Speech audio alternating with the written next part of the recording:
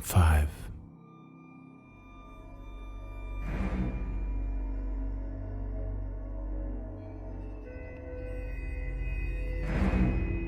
Pond 5.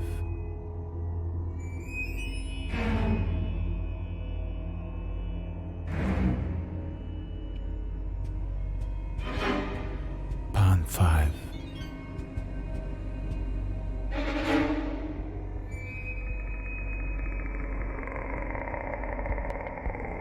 Pond 5.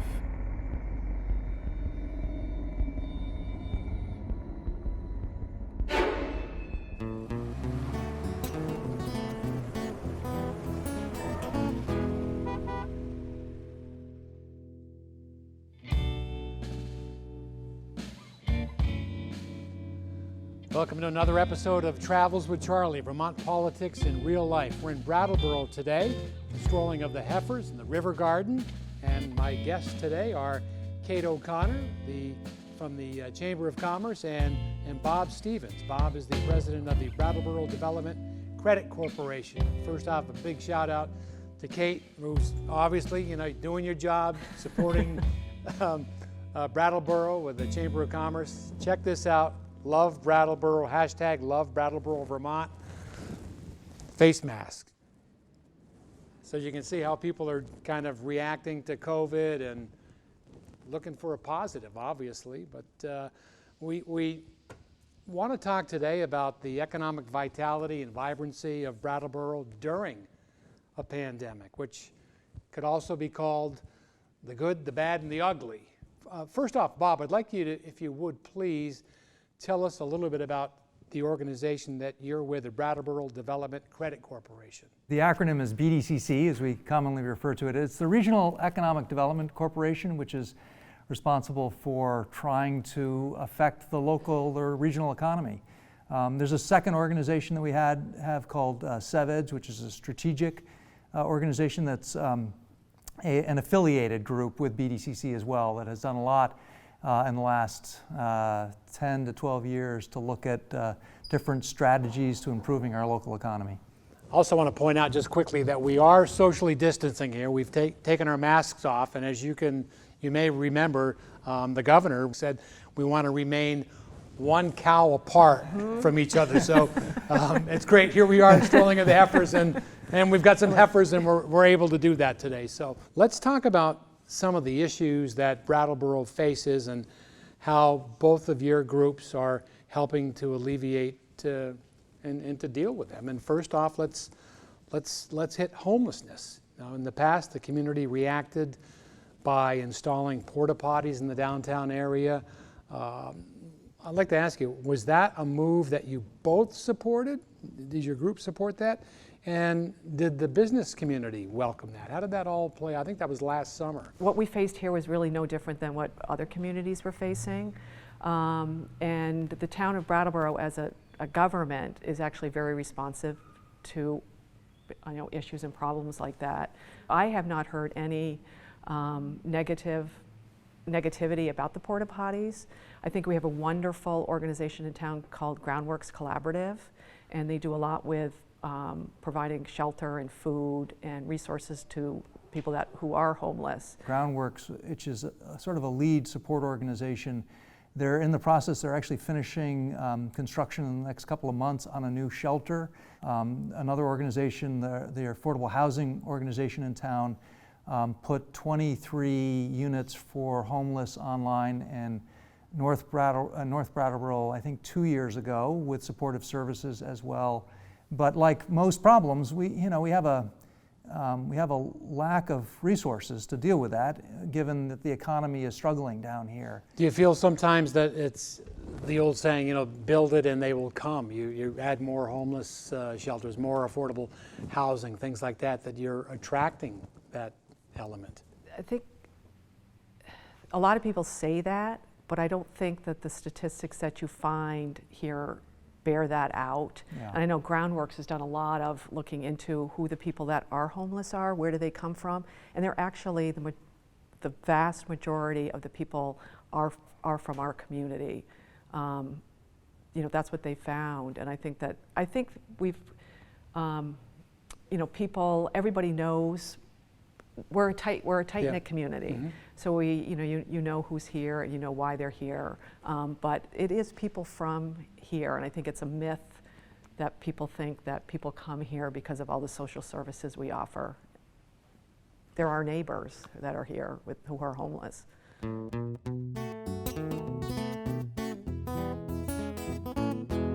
Has there been any pushback on any of the affordable housing at all, or? I think that there's a perception, speaking as somebody who's an advocate for the private sector, there's always a perception that, oh, this is unfair competition. I can't go to the marketplace at that price point and provide as nice a unit as one that's subsidized. The truth of the matter is, it's a subsidy not necessarily for housing, but for businesses that can't pay their employees enough money. We have affordable housing for people who work and don't earn enough to have a livable wage, and the affordable housing gives them a decent place to stay. We have such a huge demand for housing. We have a lack of housing in this town, so there really isn't a problem if you're a landlord and you can just move your units up a notch and rent to the 80 to 100% of median family income instead of the 50 and 60s. You had a program a while back in Brattleboro I find kind of interesting. You were homeless, always looking for some money to make or whatever, and you offered them daily work at $15 an hour. That actually just started. It just started. Yeah, there was. But there's been some pushback on it. Some people are saying, I don't make 15 bucks an hour. Yeah, so, there was. I mean, here you are, you're trying to do something good. Yeah. There was some pushback. And you're helping, like you mentioned, there's always that amount of pushback, right? So, and I think that those were town employees. They were town employees.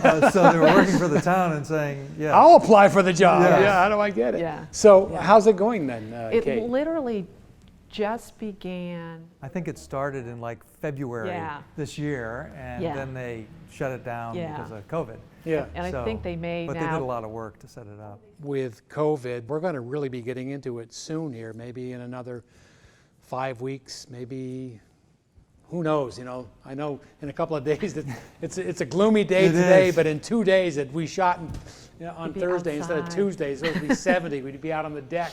Right. But with that said, restaurants cannot seat as many people inside as they did normally. And they've taken advantage of the great summer that we've had. It was a beautiful summer. That's all going to go away shortly. How do you see the restaurants in the area adapting to that? They're going to have to change. They're going to have to do some things here. You have a handle on that, Kate? No, I think that's one of the biggest things moving forward is the hospitality industry and specifically the restaurants. I listen to the governor's press conferences. He does them twice a week, and the state hasn't even sort of figured that out. And even if you go to a restaurant now, you may be able to eat outside, but you'll notice that they have less wait staff. And it's part of, they talk about metrics for a successful downtown. One of that is to be able to come visit and spend 4 hours as a visitor, and restaurants are a big piece of that.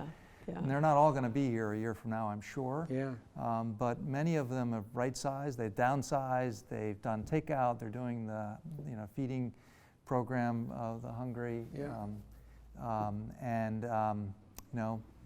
distancing their tables and just trying to be around here when this is over so they can pick back up again. Yeah.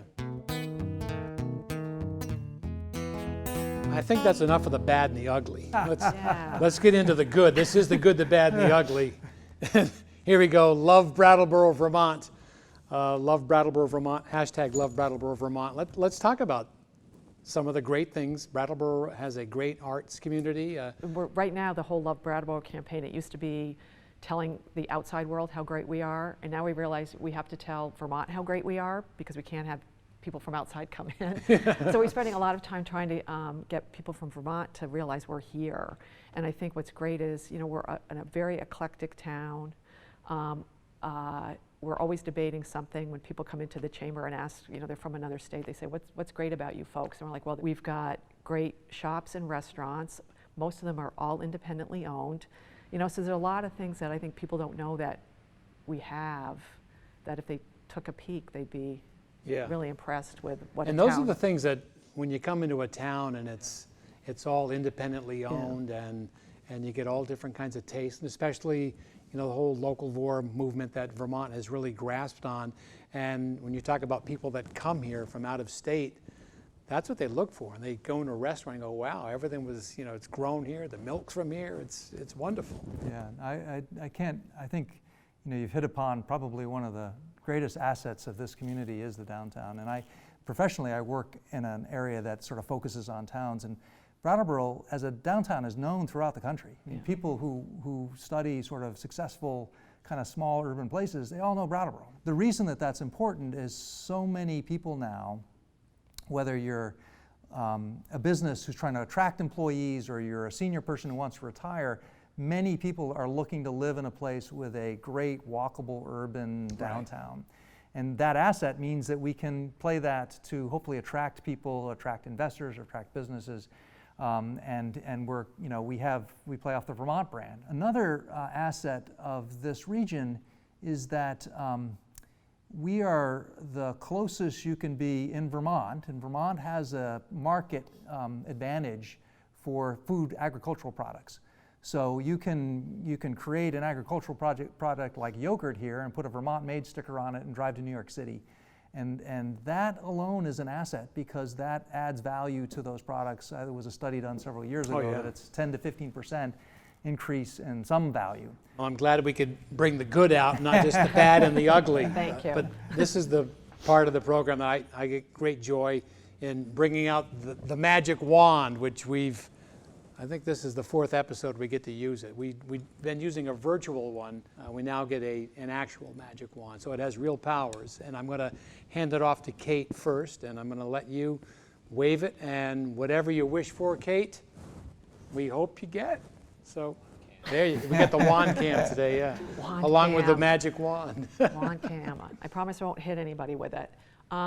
If I could wave this magic wand and have it come true, I would hope that we could work our way through the COVID pandemic, and we could have a healthy community and a healthy world, and we can all get back to where we were and be even better before it all happened. No disagreement there. Bob, we're going to give the wand to you. Let you make your wish. Thank you. So I'm going to use my wish to be a little more specific to Brattleboro, which is I would love to see an increase in population in the, let's say 25 to 35 cohort or 45 young working people, families.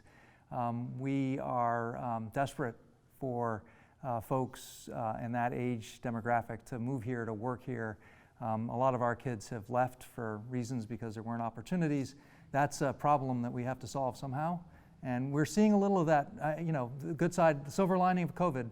We're actually seeing a lot of people migrating up here. If we can convince them to stay, and some of them I'm sure will. Yeah. We'll only know by looking in the rearview mirror, but this might be a little mini back to the earth movement of the 70s, which would be helpful for us. I want to thank you both for being my guest today, and especially want to thank the folks here at Strolling of the Heifer and at the River Garden. Beautiful location. If you've never been to Brattleboro before, you should definitely check it out. There is lots to see here today. Again, thanks to my guest, Kate O'Connor, Executive Director of the Brattleboro Chamber of Commerce, and Bob Stevens, President of the Brattleboro Development Credit Corporation. Thank you both for being my guests today. I want to remind you that you can see more episodes of Travels with Charlie, Vermont Politics in Real Life on YouTube and on Facebook, and I'll see you in my travels. We may not agree, let your thoughts run free. You can have your turn if you feel the burn. I'm on back road gravel, I'll see you in my travels.